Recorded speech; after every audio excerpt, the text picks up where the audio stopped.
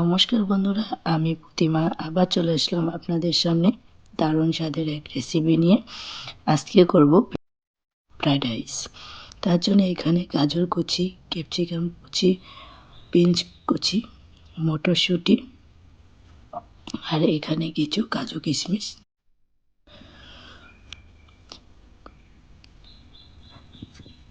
Peer village কিচেনে সকলকে সাদর আমন্ত্রণ জানাই। আজকে রেসিপি শুরু করছি। রেসিপির জন্য নিয়ে নিলাম কড়াই। কড়াইয়ের মধ্যে দিয়ে দিলাম সর্ষের তেল, আর এখানে গোটা গরম মশলার একটা তেজপাতা দিয়ে দিয়েছি। এখানে কিন্তু 1 চা চামচ ঘিও আমি অ্যাড করেছি। আর এখানে দিলাম 1 চা চামচ গোটা জিরে। এবার ফোড়নটাকে একটু আস্তে দেব। গোটা জিরেটা দিয়ে একটু ভেজে নিচ্ছি। আমার গলার প্রবলেমের জন্যে ভয়েসটা বুঝতে যদি অসুবিধা হয়, সকল বন্ধুদের কাছে অনুরোধ জানালাম একটু কষ্ট করে বুঝে নেওয়ার জন্য। প্রথমে আমি গাজর কুচি দিয়ে দিলাম। গাজর কুচিটা দিয়ে একটু ভেজে নিব।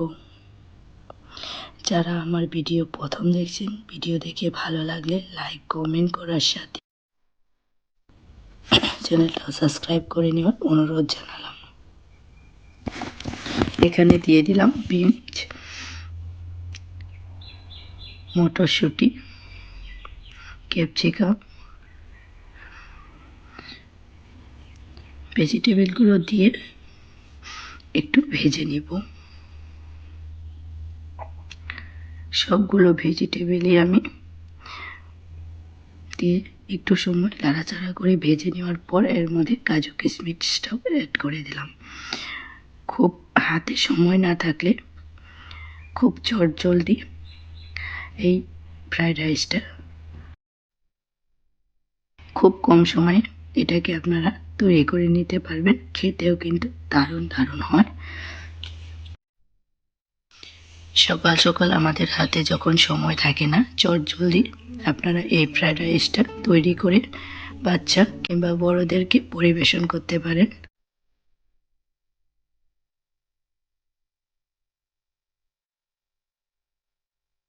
ভাতটা আমি আগের থেকেই তৈরি করে নিয়েছিলাম।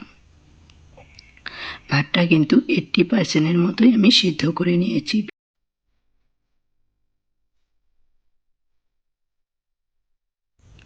এবার ভাতটা আমি ছড়া দিয়ে রেখে দিয়েছিলাম, দিয়ে দিলাম। ভাতটা দিয়ে এর মধ্যে দিয়ে দিলাম লবণ পরিমাণ মতো। লবণটা দিয়ে মিশিয়ে দিচ্ছি।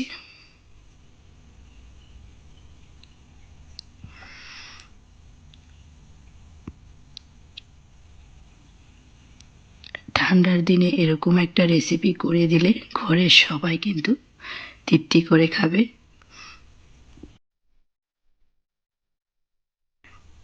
আর আমি যেভাবে রান্নাটা করলাম, খুবই কম সময়ে এই রান্নাটা আপনারা করে নিতে পারবেন। ঘরে থাকা সামান্য কিছু উপকরণ দিয়েই রেসিপিটি তৈরি করে নেওয়া যায়। দেখুন, দিয়ে দিলাম এর মধ্যে চিনি। চিনিটা আপনারা আপনাদের স্বাদ অনুযায়ী দিবেন।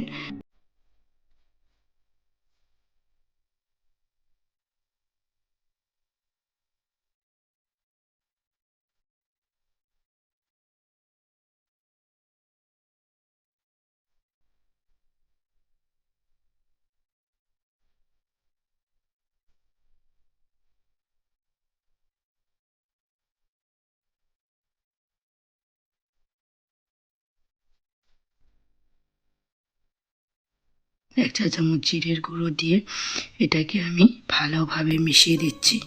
রান্নাটা কিন্তু প্রায় শেষের দিকে চলে এসেছে। এখানে আমি ঘি দিয়ে দিলাম, 2-3 চা চামচের মতো ঘি অ্যাড করে দিলাম।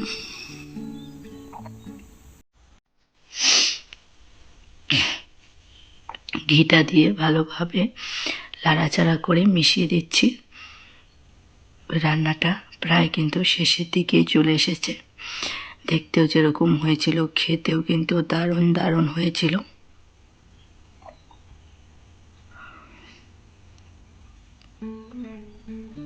দেখুন এটা কিন্তু আমার রেডি। সকল বন্ধুদেরকে অনেক অনেক ধন্যবাদ জানাই। আজকের ভিডিও আমি এখানেই শেষ করলাম।